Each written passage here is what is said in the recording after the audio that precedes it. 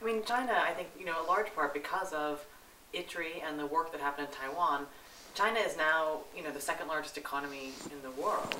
I mean, it's poised to become the largest economy in the world and a true world leader. What do you think that will mean for the U.S., for China to be a major economic world leader?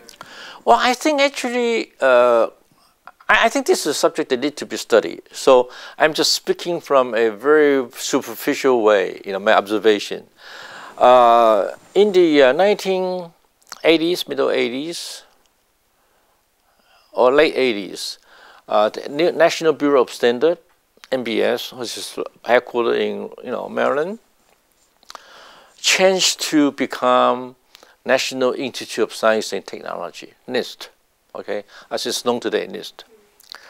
I think it is a realization of the United States government that why there are companies like IBM's or Microsoft's or DuPont, they do not need any other help. They have their own technology source. A lot of SMBs, small, medium business, really can take some additional assistance from government, from governmental or public institutes. So they changed the NBS to be an institute called NIST. And the function is really to provide assistance to the small business. So, through technological collaborations or transfer of technologies, or provide, many different types of assistance. I would say that this is a model after ITRI. Nobody, I think, but of course, America has been a leader in technology transfer, like the 1986 Technology Transfer Act, and then the Bayh-Dole Act following. Those are acts, government legislation to relinquish the government ownership of patents or intellectual property rights, give it to the institutions, the universities or institute, let them to have the right to execute, to practice those patents. Okay, I think this is a tremendous help. Otherwise, what good is it for the government to hold on to these patents or to the patent rights? So you have to give people the incentive to practice. So I think a lot of government dollars was dedicated to invest in the R&D. So there's the result should it should come to the government through ways of private business and practice of those patents, those results. This is again a benefit cycle that I talk about. I mean, during this course of our review, I have a chart showing the how the benefits, the return of to the government, to the society of R&D work or public institutes. It's not by the institute to commercialize those results. It's by the institute to transfer those technology through the business community so that they can create jobs, they can provide employment, so that they can provide return to the government. So this is the kind of benefit cycle we talk about. And I think what I did in Taiwan at the time, is basically in line with the development of the United States. And during those times, we have a lot of contacts. I have a lot of contacts. Each has a lot of contacts. Through these different levels of interactions. So I think this might have triggered the act to make NBS NIST, and to promote a lot of SMB, small business administration's effort to help the business. So I think we have been reinforcing each other.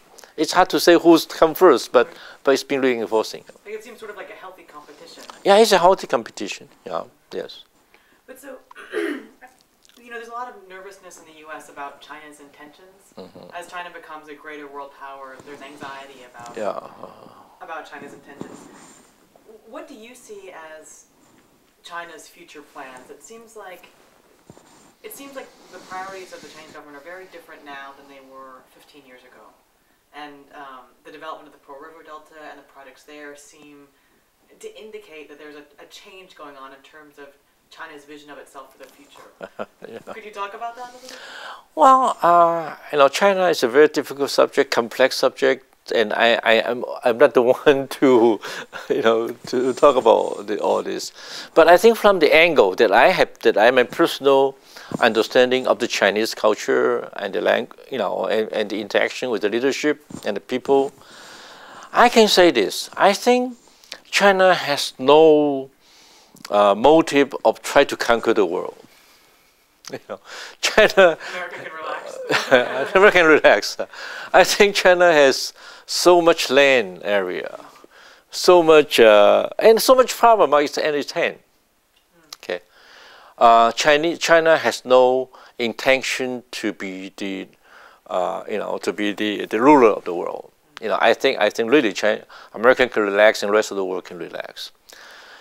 Now the problem, the impression is this: is that under the last 100 years, China has also always been the underdog. You're looking at what the Russians has done to Chinese, the Japanese has done to the Chinese, and to a lesser extent the German, the French, and the British. They come and took away the land, they took away the resource, and they still want to claim certain rights and privileges. Okay, America is much better in its position. America was a member of the 8 foreign countries that attacked Beijing in the Qing dynasty, in the Boxer Rebellion. Okay, but it was to the credit of the wisdom of Teddy Roosevelt, I think.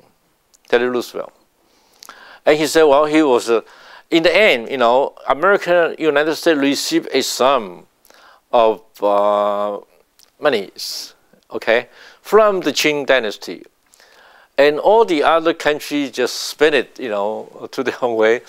But the U.S. has used this money to set up scholarships and to promote cultural exchanges. Right, the Boxer Scholarship. The Boxer Scholarship, is that what it's called? Yeah.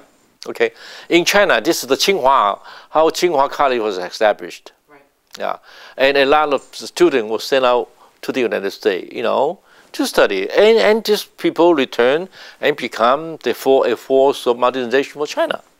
So I think American traditionally has a very good impression with the Chinese. Okay. And during the Second World War, the war against Japan, I think American, provide a lot of help to China, to Chiang Kai-shek, to Mao Zedong, to the Chinese people. So I think traditionally, America and China has been on a very friendly and and mutually productive reinforcing road there. Okay, I don't worry about that. I think it is now. American business seeing the threats from Chinese business. They're talking about displacement of products in the marketplace. But you just come to think of it, I've traveled many places and lived in many places. The best life, most comfortable lifestyle, I think, is still in the United States, because people in the United States has enjoyed good product at lower price. Those are all provided by, a larger part of that provided by China. And the U.S. government was benefited by the surplus. Okay, the Chinese dollars that was invested in the United States treasury, the treasury bonds, So I think China has been helping the U.S. government, the U.S. people in many different ways. So I think you should not. I like to think about the Chinese-American relationship in this vein. There will be competitions. Let General Motors compete with Geely, automotive company in China. Let them compete for the customers, in the marketplace. But I think our government should institute the rules and regulation to make sure it's a fair competition. Yeah. And and I think that let the free economy rise plays its role there. So that's how I see this, and I'm optimistic about that. I wanted to actually ask you about that because increasingly China has an internal consumer society, which is expanding, and making America perhaps less important or less relevant for Chinese business people because the market is no longer necessarily the rest of the world, but could be China itself. So how does the sort of Global Chinese Inc. look? What does that look like in sort of with a new, larger consumer Chinese society? Yeah, well, I think it's a natural consequence of nation building.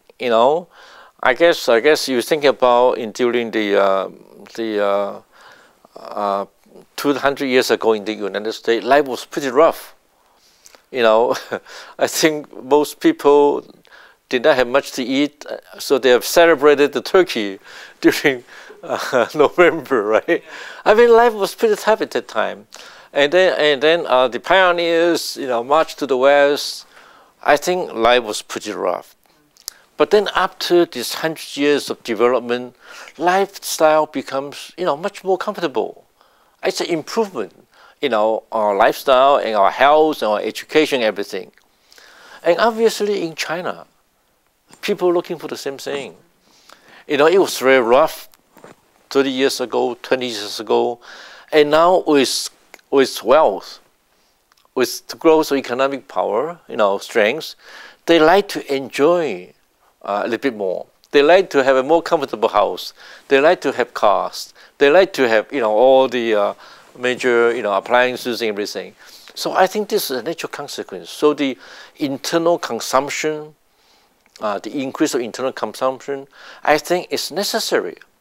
I think people want that, a better life. Okay. Now, in this regard, I can say that the Japanese policies in the 90s, in the 80s, the 90s, I think was wrong in the sense that Japanese lifestyle has been very difficult. If you live in Japan, and I have many Japanese friends, they live in very small houses. Okay, their home is very cluttered. They're great. They have a value in thrifty. They want to save. The government encourage people to save money instead of really, encourage them to enjoy it a little bit more. I encourage my Japanese friend to relax, to enjoy a bit more, so I think this is a comparison. So I think a lot of Japanese dollar end up in the United States Treasury in terms of bonds and and loans and so on. And as the U.S. currency dwindles, I think it kind of evaporates. As the market situation that we see last year, they evaporates. So I think this is I don't think this is the right policy. So I think really a government has to have the wisdom to use. Certainly, you need to have reserve, but I think you need to make use of the resource to make it a better life for the citizens. So I think that's what China is doing at this point, and certainly this will change the China Global Inc. concept that we talk about. But I think for the business, they just have their just a marketplace. So they just selling product to China. Now the only thing I wanted to put a word of caution, not to the United States but to the industry itself, is that by selling product internally, we are not saying that you can sell cheap products, low quality products, unsafe products, and dump it to your own people. Instead, I think you should raise the quality, the standards, and make it equal, everywhere with the world. So I think in other words, you don't want the protectionism, the concept to arise. So this is the caution that I would place.